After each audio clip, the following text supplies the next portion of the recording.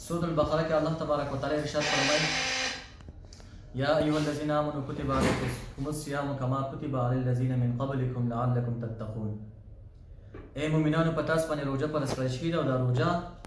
دا صرف په تاسو باندې نه فرض کړل شوې بلکې تاسو نه مخکې چې کوم امتونه تیر شوي په هغو باندې هم روزه فرض وه. اوس الله تبارک وتعالی روزه فرض کړه دا په امت مسلمه باندې څه ظلم نه دی چې الله پاک روزه فرض کړه انسان خوراک سټاک نه ځان منع کړو د خپل نفساني خواهشات نه ځان منع کړو دا د الله پاک طرف نه ظلم وشو نه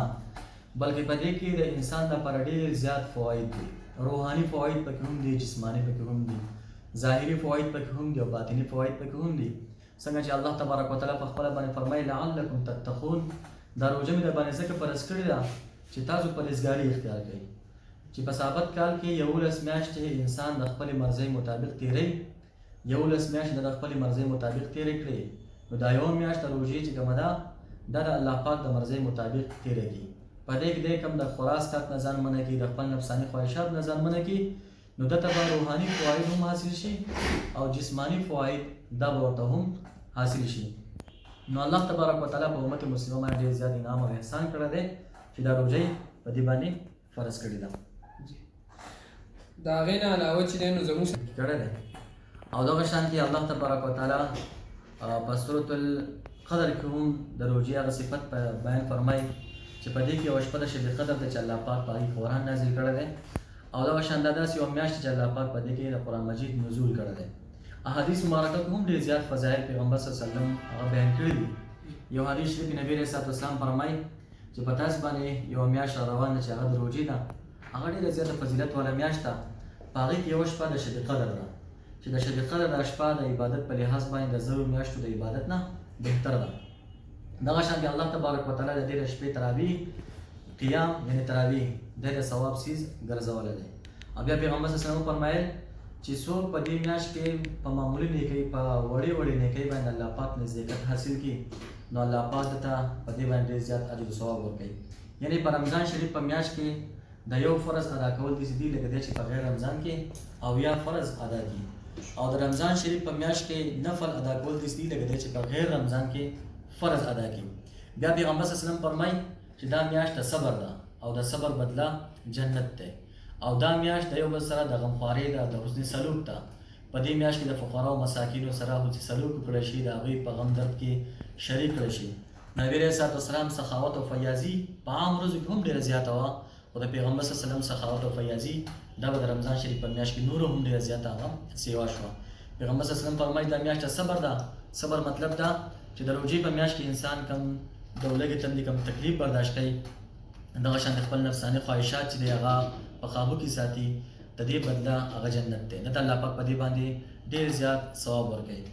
دا نه چې موږ کوم د روژې په میاشت کې کم تکلیف برداشت کوو د ولږې تندې او بیا موږ هغه د ګیلو او د شکو په صورت کې هغه پیش کوو په مخه باندې ګیلې کوو شکوې کوو یا موږ بهر په معاشره کې د مسلمانانو سره چې دی هغه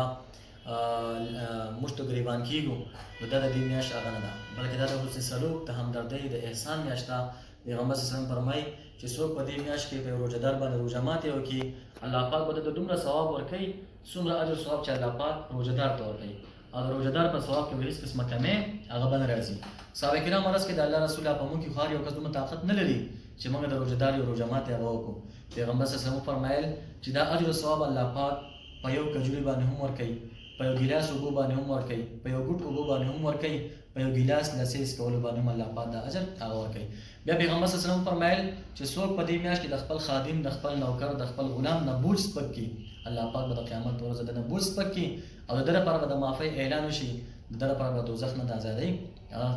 ازادي وشي. دغه شان نبي علیه الصلوة والسلام فرمایي چې تاسو په دې میاشت کې د څلورو څیزونو چې دی هغه ډېر زیات کثرت کوئ په کثرت سره کوئ په هغې کې ډېر زیاتوالی کوئ. په هغې کې دوه څیزونه داسې دي چې هغه د الله پاک د رضا لپاره دي او دوه څیزونه داسې دي چې د هغې نه بغیر زموږ خلاصۍ نشته. کوم دوه څیزونه چې د الله پاک د رضا لپاره دي هغه د کلمې طیبې هغه ذکر دی لا اله الا الله په کثرت سره ویل او دغه شان استغفار په کثرت سره هغه کول چې کوم استغفار چاته اسانه کم ورځي انسان لا اله الا انت سبحانك اني كنت من الظالمين ویلی شي استغفر الله ویلی شي استغفر الله ربي من كل ذنب واتوب الیه دا استغفار. او دوه څیزونه چې داسې دي چې د هغې نه بغیر زموږ خلاصۍ نشته په هغې کې یو د جنت سوال کول دي چې بنده به د جنت سوال هغه کوي او دویم څیز د دوزخ نه پناه غوښتل دي د دوزخ نه پناه غواړي بار بار او د دعاګانو به ډېر زیات اهتمام کوي الله پاک په دې میاشت دعاګانې ډېرې زیاتې قبلوي ځکه حدیث شریف یو مفهوم دی چې الله تبارک وتعالی د پېشمني په وخت کې د دنیا اسمان ته چې دی هغه خپله تجلي هغه فرمایي او دا اعلان کوي چې څوک داسې شته چې د الله پاک نه وغواړي څوک داسې شته خپل د ګناهونو مغفرت وغواړي الله پاک د هغوی ګناهونه معاف کړي څوک داسې شته چې الله پاک نه وغواړي او الله پاک هغوی ته ورکړه وکړي الله پاک د هغوی ګناهونه معاف کړي الله پاک د هغوی دعاګانې هغه قبول کړي نو دعاګانې به ډېرې زیاتې په کثرت سره کول هغه ضروري دي الرحمن الرحیم آدابو کې علماو لیکلي دي کوم چې مولانا زکریا رحمت الله علیه په خپل کتاب کې لیکلي او د نفساني خواهشات نه کم بندیزي د ده د هغې نه روژې نو دغه شان څه آداب داسې دي چې هغه د اختیار کړي نو په ده باندې به د روژې دا میاشت ډېره ښه وځي او د ده لپاره به د روژې دا میاشت په راتلونکي زندګۍ کې د یو تبدیلۍ هغه سبب وګرځي د ده ژوند له دې سره ډېر زیات تبدیل شي آداب مطلب دا چې څنګه د انسان د خوراک څښاک د روژه ده ځان یې منع کړی دی نو دغه شانتې به د ده د غوږونو هم روژئ د ده د خولې به هم روژئ د ده د سترګو به هم روژئ د ده د لاسونو به هم روژئ او د ده د پښو به هم روژئ د دې ټولو څیزونو مطلب دا چې په سترګو باندې روژې مطلب دا چې په سترګو باندې به دی هغه څیزونه نه ګوري د روژې په میاشت کې چې هغه ناجایز دي حرام وي په هغې کې ګناه وي او هغه د ده لپاره د روژې په ثواب کې د کمۍ سبب او ذریعه دغه شان په غوږونو باندې به دی هغه څیزونه نه اوري چې کوم څیزونه حرام وي ناجایز وي تر دې پورې که څوک د روژې په میاشت کې وي او غیبت کوي دی به د هغوی سره په محفل کې هم نه شریک کېږي چې دی په غوږونو باندې د هغوی غیبت هغه اوري د دې نه علاوه چې نور څومره څیزونه داسې دي چې هغه د هغې اورېدل منع وي ګانا بجانا فلمونه وغیره په غوږونو په ذریعه باندې به هغه څیزونه هغه نه اوري دغه شان د ژبې به هم روژې د ژبې روژې مطلب دا چې په ژبه باندې به داسې خبرې هغه نه کوي چې هغه د په روژه کې د ثواب کمۍ هغه وګرځي د ثواب د کمۍ سبب وګرځي په ژبه باندې غیبت کوي دروغ وایي کنځل کوي د مسلمان سره جنګ جګړې کوي د دې څیزونو نه به هم پرهیز کوي ځان به ساتي دغه شان د لاسونو به هم روژې د لاسونو روژې مطلب دا چې په لاسونو باندې به داسې قسمه کار هغه نه کوي چې هغه کار ناجایز وي حرام وي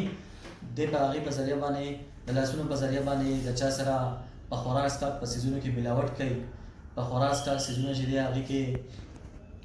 دوکه کوي د انسان سره دا څیزونه به هغه نه کوي بلکې دا څیزونه خو په عام معاشره کې هم د روژې نه علاوه هم حرام او منع دي دغه شان د خپو په ذریعه باندې به داسې یو ځای ته قدم نه اوچتوي چې په هغه ځای کې د ګناه یو کار کېږي او دی په هغې کې شرکت هغه وکړي او د روژې په ثواب کې کامیاب راشي ډېره مهرباني قدرمندو د ټول نه اول خو دا چې موږ روژه وپېژنو چې روژه داسې څیز دی روژې د په عربۍ ژبه کې صوم ویلی کېږي او د صوم معنی ده د خوراک څښاک او د خپل نفساني خواهش نه ځان منع کول ته صوم ویلی کېږي اوس خوراک څښاک او نفساني خواهش پوره کول قصدن عمدن خوراک څښاک کول د دې په ذریعه باندې روژه ماتېږي دغه شانتې قصدن عمدن خپل نفساني خواهش پوره کول د یوې زنانه نه یا د یو نارینه نه د دې په ذریعه باندې روژه ماتېږي او په دې باندې کفاره هم لازمېږي دویمه مسله موږ دا وایو چې قضا او کفاره کې فرق څه دی قضا څه ته وایي کفاره څه ته وایي نو کفاره به زموږ سره په هغه صورتونو کې لازمېږي چې کله سړی قصدن عمدن خوراک څښاک وکړي او د خپل نفساني خواهش د زنانه یا د نارینه نه خپل نفساني خواهش هغه پوره کړي نو په دې صورت کې په ده باندې قضا هم لازم شوه او کفاره هم لازم شوه قضا مطلب دا چې کومه روژې نیولې دغه روژه به هم نسي او د دې نه علاوه به د یوې روژې په بدل کې به 2 میاشتې مسلسل روژې هم نسي دې ته ویل کېږي کفاره نو چې کله موږ د روژې دا تعریف وپېژندو چې قصدن عمدن خوراک څښاک کول او قصدن عمدن خپل نفساني خواهش پوره کول د نارینه یا د زنانه نه نو په دې صورت کې قضا او کفاره لازمېږي نو اوس موږ داسې یو څو مسایل هغه بیان کړو چې په هغې په ذریعه باندې روژه نه ماتېږي او بعض مسایل به داسې چې په هغې کې به صرف قضا چې دی هغه به راځي نو په کوم څیزونو چې روژه نه ماتېږي په هغې کې یو دا چې کوم هغه ډېره زیاته اهم ده او خاص طور زموږ چې کوم نوجوان طبقه یې د هغوی لپاره هم ډېره زیاته ضروري ده هغه دا چې د بعضې نوجوان خلکو ګمان دا وي چې کله هغه د روژې په میاشت کې د ورځې اوده شي د ورځې اوده او د شیطاني خوب ویني او د شیطاني خوب په وجه باندې په ده باندې غسل لازم شي نو دی بیا دا خیال کوي چې زما روژه په دې باندې چاته ماته شوې ده نو په شیطاني خوب لیدلو سره چې په کوم باندې په ده باندې غسل لازم شو نو په دې باندې د روژه نه ماتېږي بلکې په ده باندې غسل لازم شو دی به صرف غسل هغه وکړي بل دا چې د غسل څه مخصوص طریقه هم نشته چې د روژې په میاشت کې څه مخصوص طریقه د غسل ده چې هغه به د ورځ کې هغه شان طریقه نه وي، بلکې عام ورځو کې چې غسل مونږ په کومه طریقه باندې کوو هغه شان طریقه باندې د روژې په میاشت کې هم غسل کول هغه پکار دي. مطلب دا چې عام ورځو کې چې کله مونږ غسل کوو مونږ خولې ته اوبه اچوو، غرغړه کوو، پوز ته اوبه اچوو، پوزه چې دی هغه ترخوو. مونږ په روژه کې صرف دغه احتیاط کوو چې خولې ته کله اوبه واچوو، غرغړه باندې کوو، پوز ته چې کله اوبه واچوو نو پوزه به ترخو نه، ځکه په دې کې دا اندېښه ده، دا یره ده چې کېدای شي دا اوبه تېرې شي. او د بعض بیا دا ګمان شي یاره په غسل کې غرغړه کول فرض دي، چې کله موږ باندې غسل لازم شو نو موږ چې کله روژه ماته کړو د هغې نه پس به غرغړه بیا وکړو، نو دا هم هسې یو خبره ده، دغه طریقه پکې هغه نشته، بلکې کوم چې عام غسل لسه خولې ته اوبه اچول، پوز ته اوبه اچول، مکمل وجود لمدول چې د یو ویښته هم لزګې پکې وموچ پاتې نه شي، بس دغه طریقې باندې هغه غسل کول. دویمه مسله دا چې کوم د نوجوان لپاره ډېره زیات ضروري ده چې کله د روژې په میاشت کې د ورځې یو کس هغه د خپل لاس په ذریعه باندې خپل نفساني خواهش پوره کړي، د لاس په ذریعه باندې خپل منی چې دی هغه راوباسي، خپل انزال هغه وکړي، نو په دې صورت کې د روژه ماته شوه، خو لیکن دا کومه روژه چې د نیولې دا به خوري نه، دغه روژه به د ده وي او د دې په بدل کې به صرف یو روژه قضا هغه به راګرځي. د بعضو خلکو بیا دا ګمان وي چې یاره په دې باندې روژه ماته شوه نو په خورا سکت پسې مزید هغه وکړي، نو خورا سکت مزید کول پکار نه دي، بلکې د دې په بدل کې یو روژه نیول هغه ضروري دي. دغه شان یو بله مسله چې کله سړی د روژې په میاشت الټۍ وکړي، چې کله الټۍ وکړي د بعضو خلکو کې خیال دی چې د الټو په ذریعه باندې زما روژه ماته شوه، نو هغه بیا دا ګمان کوي چې یاره زما روژه ماته شوه، نو دی بیا مزید په هغې پسې خورا سکت کوي. نو دا خبره یاد ساتل پکار دی چې کومې الټۍ دي چې هغه سړی بغیر د څه قصد نه وکړي، د هغه پکې خپله څه اراده نه وي، هسې الټۍ وشي، په دې باندې د سره روژه ماتېږي نه، په دې باندې روژه بالکل نه ماتېږي. که یو سړی قصدن عمدن الټۍ وکړي، قصدن عمدن په خپل اختیار باندې الټۍ وکړي او د هغه الټۍ تېرې هم شي، نو په دې صورت کې صرف روژه ماتېږي او په ده باندې بیا قضا یو روژه به دې په بدل کې هغه بیا هغه به نیسي. دغه شان که یو سړي روژه نیولې وه او ده دا خیال وکړو چې یاره زما روژه د الټو په ذریعه باندې ماته شوه، ده د غلط فهمي وشو او ده بیا مزید خورا څښاک وکړو، نو ده له پکار دی چې یو روژه بیا د رمضان شریف نه پس هغه راوګرځوي. دغه شان بله یو مسله اکثره اوقات دا پېښېږي چې کله ماښام بانګ ته ټیم قریب شي، په اسمان کې وریځي، باران وریږي یا بجلۍ تللې وي او داسې څه ذریعه نه چې په هغې په ذریعه باندې موږ بام واورو یا موږ ته دا ټایم په ذریعه باندې پته ولګي چې د روژې د ماتولو ټایم قریب شوی دی. اچانک زموږ په ذهن کې یو آواز راشي، څوک هسې بهر څه چغه ووایي، زموږ خیال دی چې دا چې د بانګ ویلی شو، یا هسې داسې د بل یو څه ځناور آواز یا زموږ ذهنونو ته راشي، زموږ خیال دی چې دا بانګ آواز دی. په هغه صورت کې د غلط فهمۍ په وجه باندې موږ خپله روژه هغه ماته کړو، نو په دې صورت کې هم بیا انسان چې دی هغه ډېر زیات پریشان شي، یاره ما روژه ماته کړې وه، د ټایم نه مخکې ماته کړې وه، حالانکې دا روژه د نه په غلطۍ باندې په غلط فهمۍ کې ماته شوي، نو ده له پکار دی چې دی بیا د دې روژې په بدل کې یو روژه هغه د رمضان شریف نه پس هغه ونیسي. دغه شانتې د انجکشن په ذریعه باندې هم روژه نه ماتېږي چې د رمضان په میاشت کې سړی د انجکشن د بیمارۍ د وجې نه ته انجکشن ولګوي، ستنه ورته ولګوي، که په رګ کې که په مټ کې، نو په دې باندې هم روژه نه ماتېږي. دغه شانتې د روژې په میاشت کې په مسواک سره هم روژه نه ماتېږي، په سر کې تیل لګول، په سترګو کې رانجه لګول، په دې باندې هم روژه نه ماتېږي. یا نوکونه واړه کول، د بعضو خلکو خیال دی چې نوکونه واړه کړي یا په سترګو کې رانجه پورې کړي یا تیل ولګوي، په دې باندې روژه ماتېږي، نو په دې څیزونو باندې روژه نه ماتېږي. دغه شان چې سترګې خوږي او په سترګو کې خوږي څه مسله پکې او په هغې کې یا انسان ټکې وکړي یا پکې څه دوایي ولګي، نو په دې باندې روژه نه ماتېږي. البته کم چې د غوږ ټکی په غوږ کې کم څیز استعمالېږي یا کم چې په پوزه کې کم ټکی وغیره استعمالېږي، نو د هغې په ذریعه باندې روژه ماتېږي. نو د غوږ او د پوزې نه چې دی هغه احتیاط کول پکار دی چې په دې کې د روژې په روژه کې څه ټکی یا څه دوایي وغیره ونه لګولی شي. نور په سترګو کې یا په سر لګولو کې په تیلو باندې یا په سترګو کې رانجه لګول یا څه دوایي لګول، په دې باندې روژه نه ماتېږي.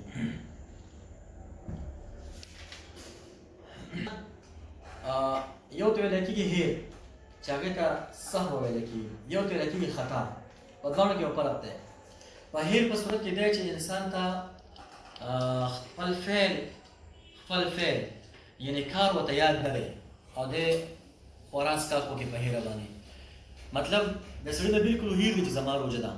او په دې صورت کې د خورا څښاک وکړو، خوراک وکړو، څه یوه اوبه یې وڅښل او دته نه بلکل هیر دی چې د رمضان میاشت د روژه ده، نو په دې صورت د روژه ماته نه شوه، په دې باندې هېڅ هم نشته. یو ته ویلی کېږي خطا، په خطا کې دی چې انسان ته فعل کار یعنې روژه ورته یاده نه ده، یاده ده روژه ورته یاده ده، په خطا کې دی چې انسان ته روژه یاده ده چې دا د روژې میاشت ده زما روژه ده خو دی په یو کار کې خطا شي چې کله دی په کار کې خطا شي نو په ده باندې صرف یو قضا روژه نیول لازمي مطلب سړی اودس کوي او خو ته پته چې زما روژه ده اودس کوي په اودس کې اچانک د اوبه تېر شي یا غسل کوي په غسل کې دی خولې ته اوبه واچوي او د خبره زما روژه ده خو چې خولې ته اوبه واچوي اچانک هغه اوبه تېرې شي نو دې ته ویل کېږي